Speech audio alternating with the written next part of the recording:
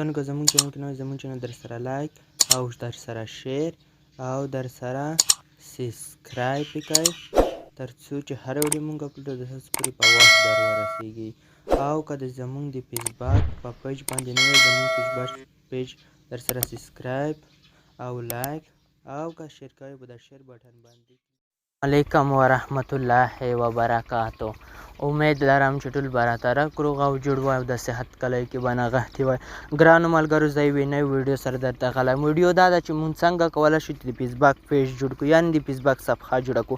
د څنګه طریقه د ټوله طریقه زه تاسو ته ښایم. په درناوي سره درته وایم که زموږ چینل کې نوی یاست زموږ چینل در سره سبسکرایب کړه او خواله فعال نشان زی په حال باندې کلیک وکړئ تر څو چې هره ویډیو مونږ اپلوډوو د تاسو پورې په وخت در ورسیږي. نو زه د ویډیو په طرف ویډیو شروع کوم. نو دې لپاره به تاسو فیسبوک آن کړئ. کله مو چې فیسبوک خلاص کړو بیا به دا اپشن باندې کلیک ورسره وکړئ. په دا هلته اپشن راځي دا اپشن باندې به کلیک ورسره وکړئ. کله مو چې په دا اپشن باندې کلیک ورسره وکړو دلته دوستانو ګورئ چې پیج راغلی دی، په دا پیج باندې به کلیک وکړئ. کله مو چې په دا پیج باندې کلیک وکړو بیا به دا پاس اپشن باندې کلیک ورسره وکړئ. نو چې کله مو په دا اپشن باندې کلیک ورسره وکړو بیا لاندې دا راځي دا باندې به کلیک وکړئ. دلته وایي چې په کومه صفحه د نام باندې د فیسبوک صفحه جوړوئ. نو زه راځم په دا باندې صفحه جوړوم بیا به دا اپشن کلیک کړئ. کله مو چې دا اپشن کلیک کړو دلته به تاسو یو اپشن ورته انتخاب کړئ. نو زه راځم دا اپشن ورته انتخابوم بیا به دا اپشن باندې کلیک ورسره وکړئ. کله مو چې په دا اپشن باندې کلیک ورسره وکړو دلته پاسورډ غواړي، زه پاسورډ ورته ګورئ دوستانو چې ما ورته انتخاب کړو بیا به دا اپشن باندې کلیک وکړئ. کله مو چې په دا اپشن باندې کلیک وکړو دلته به تصویر ورته راواخلئ چې څه هلته تصویر دا به کنټینیو کړئ دا اپشن باندې دوستانو بیا به څرته بیکګراونډ ته یو ښایسته غاندې تصویر ورته راواخلئ. زه راځم یو څرته بیکګراونډ ته راخلم.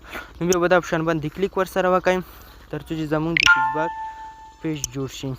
تاسو به لږ انتظار دوستانو وکړئ.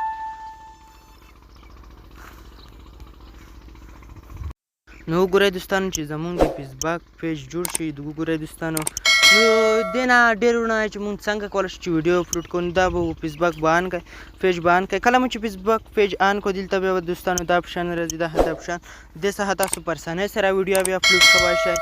دا به کنټینیو کړئ. کله مو چې کنټینیو کړئ د سره تاسو په اسانۍ سره هر هلته ویډیوګانې اپلوډ کولی شئ.